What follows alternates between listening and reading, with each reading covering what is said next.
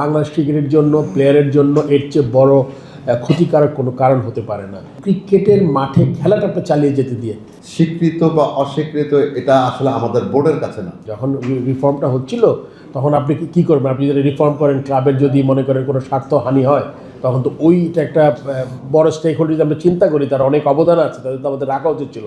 সে অনেকগুলো জিনিস নিয়ে কিন্তু আসছিল। বাট আমি আবারও বলছি যে এইবারের সাথে এবারে কন্টেন্ট ডিফারেন্ট। এইদিকে কে কোয়েশ্চেন? এটা শেষ, তাহলে কিন্তু প্রেস কনফারেন্স শেষ হবে না তাড়াতাড়ি। একটু আগায় যাই। বোর্ড মেম্বার তখন ছিলেন না, যারা এখন তাদের ভাষায় প্রতিবাদ করছেন, তারা যদি কখনো বোর্ডে আসেন, তারা যদি একইভাবে বলেন আমরা তো তখন বোর্ড মেম্বার ছিলাম না, এটাকে জাস্টিফাই? আচ্ছা, এটা এদিক থেকে তোমার এই কোশ্চেনটা পরে অ্যানসার করতেছি। এদিকে নেই, আমি সিজিএমের চেয়ারম্যানের কাছে আমার প্রশ্ন, চেয়ারম্যানকে একটু বলতে দিন। ক্লাব ক্রিকেট অর্গানাইজেশন কি আপনাদের নিবন্ধিত কোনো সংগঠন কিনা, আর এদের কি কোনো আপনার সমাজসেবা অধিদপ্তরে কোনো নিবন্ধন আছে কিনা? যদি না থাকে তাহলে তাদের দাবিটা এটা স্বীকৃত কিনা আপনাদের দাবি হিসাবে, এটা একটা এই কোশ্চেনটা। এবং তারা এই যে আপনি বলছেন যে ক্লাবগুলো খেলবে না, সেই ক্লাবগুলো কি কোনো চিঠি আপনাদেরকে দিয়েছে কিনা? যেই ক্লাব স্পেসিফিক হয়, যেমন মহারান একটা চিঠি দিয়েছে যে সভাপতি বিসিবি সভাপতির বক্তব্যকে ঘিরে তাদের একটা ক্লারিফিকেশন তারা দিয়েছে। যেই ক্লাবগুলো খেলবে না তারা কি তাদের প্রেসিডেন্ট সেক্রেটারি স্বাক্ষরিত বা তাদের পরিচালনা পরিষদের স্বাক্ষরিত কোনো চিঠি সিজিএমকে দিয়েছে কিনা যে তারা খেলবে না? সুনিশ্চিতভাবে বলবেন কিন্তু উত্তরটা। প্রথম হলো, এ ধরনের কোনো চিঠি আমরা কোনো ক্লাবের থেকে পাইনি। আমি কিন্তু বারবার বলছি আমি 20টা ক্লাবকে নিয়ে পিকচার ছাড়ছি, প্রথম। দ্বিতীয় হলো, ক্লাব অর্গানাইজেশনটা স্বীকৃত বা অস্বীকৃত এটা আসলে আমাদের বোর্ডের কাছে না। আমি ব্যক্তিগতভাবে না, কোনো সবাই আসেনি এখন পর্যন্ত, না সিজিএমের কাছে এসছে না বোর্ডের কাছে এসছে। সো আপনার আমার মনে হয় আমি আপনাদের ক্লিয়ার করতে পারছি, এই ধরনের কোনো চিঠি কোনো ক্লাব থেকে আসেনি। ইভেন মোহাম্মদ যেটা প্রতিবাদ করেছে সেটা কিন্তু প্রেসিডেন্টের কথার উপরে, তারা লিগ খেলবে কি খেলবে না এই ধরনের কোনো প্রতিবাদ চিঠি বা নেগেটিভ চিঠি আমরা পাইনি সিজিএম।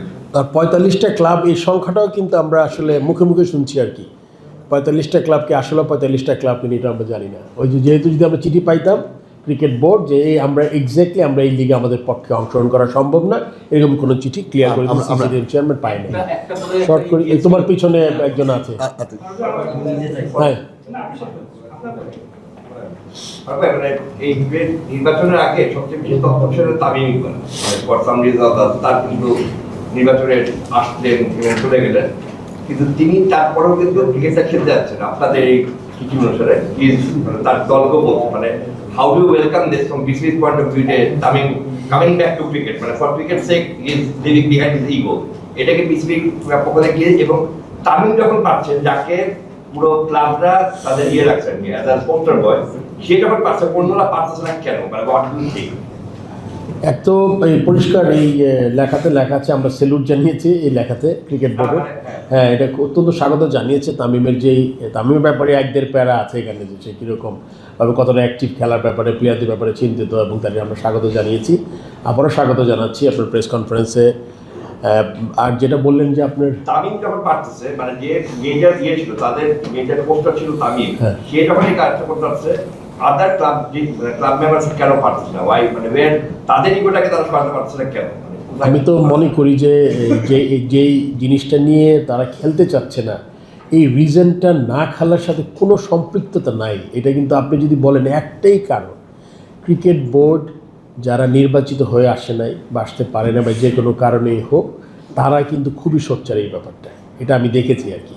মানে আমার ব্যক্তিগত একটা কি বলবো, এটা একটা আমি মানে অনুধাবন করেছি ব্যাপারটা, যে যাদের এটার সাথে ক্রিকেট খেলা, কেননা আমি বলি তামিমও ছিল, তামিম তো রিয়েলাইজ করেছে যে না খেলা হওয়াটা এটা খুবই একটা বাংলাদেশ ক্রিকেটের জন্য প্লেয়ারের জন্য এর চেয়ে বড় ক্ষতিকারক কোনো কারণ হতে পারে না। যেটা বলেছে বারবার আপনি বলেছেন যে ক্রিকেটের যেন আপনি বলেছেন ক্রিকেটাররা কেন জিম্মি হবে প্রতিবারই। লাস্ট টাইমও যখন রিফর্ম হলো আবার ক্রিকেট খেলবে না, খেলা না মানেই ইয়ে হবে না।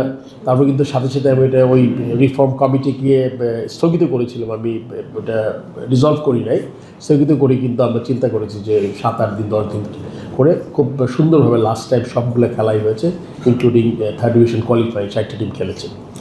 সো আমি মনে করি যে তাদের এই আজকে প্রেস কনফারেন্সের পর তাদের বোধোদয় হবে আমি তাদের কাছে অনুরোধ জানাচ্ছি, প্লি করছি যে আপনারা অত্যন্ত ইম্পর্ট্যান্ট স্টেক হোল্ডার বাংলাদেশ ক্রিকেটে, এবং শুধু একদিন না। আজকে বুঝতাম যে তারা বিপিএল 5 বছর খেলেছে, 10 বছর খেলেছে, না, they are with us for last 50+ years, and তাদের অবদান আমরা বারবার স্মরণ করছি, এবং তাদের বারবার আমি রিকোয়েস্ট করছি তারা যাতে ক্রিকেট খেলায় অংশগ্রহণ করবে।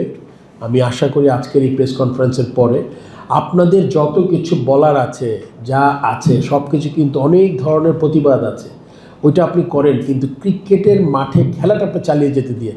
কেন এটা ক্ষতি, আমি বারবার বলছি, ক্ষতিটা হবে শুধুমাত্র ক্রিকেটার এবং বাংলাদেশ ক্রিকেট, এরা ছাড়া খুব বেশি মানুষের কিন্তু ক্ষতি হবে না। এটার জন্য কিন্তু আপনার এইটা না হলে ধরে নেবে যে ক্লাব খেলতে চায় না, ক্লাব ক্রিকেটটা হলো না, তখন টুর্নামেন্ট হবে, মানে কিছু একটা বোর্ড তো বের করবে যে যাতে ছেলেগুলোরা মাঠে রাখা যায়, তাই না? এটা তো বোর্ড তো বসে থাকবে না, বোর্ড অ্যাজ এ হোল চিন্তা করবে যে আমাদের যদি খেলা না হয় তাহলে আমরা কী করতে পারি, আমাদের খেলা মাঠে আনতে হবে। তখন বিজয় দিবস ক্রিকেট, এই মানে বিভিন্ন ফর্মের ক্রিকেট হবে যাতে প্লেয়াররা খেলতে পারে।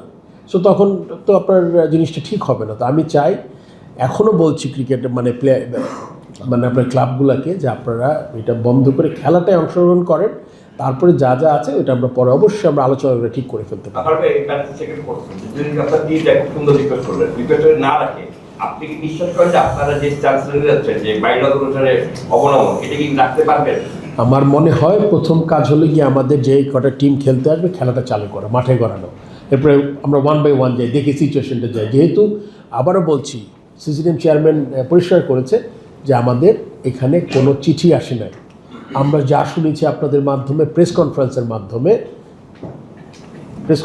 মাধ্যমে যেটা ওনারা বলেছেন যে আমরা খেলতে চাই না, 35 একসাথে আছি, জাতি আমাদের সাথে এক, জাতি এক আসলে সবার সাথে আছে, জাতি তো সবার সাথেই থাকবে, প্লেয়ারদের সাথে থাকবে, অফিসিয়াল। সো আমি তারা যদি আমরা চাই মাঠে খেলা গড়াবে এবং যারা খেলতে পারবে তাদের ব্যাপারে একটা ডিসিশন নিব।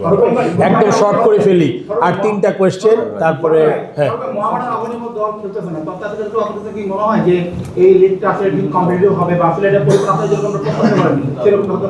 মোহন আবনি তো ফার্স্ট ডিভিশনে খেলে না, প্রথম তো ফার্স্ট ডিভিশন, তারপর দেখি আমরা কি করে নেক্সট। আপনারা তো জানতেন আসলে যদি আপনারা তাদেরকে ইলেকশন করতে না দেওয়া হয় কিংবা তারা খেলবে না, আপনারা ঠিক মতো লিগগুলো করার জন্য কোনো প্ল্যান ছিল কিনা? এখন পর্যন্ত আর division, second division, third division কোনো কিছু হচ্ছে না, ভিন্ন কোনো প্ল্যান ছিল কিনা? আমরা খেলতেছি তো এখন আমরা খেলার এই 14 তারিখ থেকে খেলা শুরু হয়ে গেছে, খেলতেছি। সেটা হচ্ছে যে আমাদের যে স্পোর্টস উপদেষ্টা রয়েছেন তার বোধহয় এখন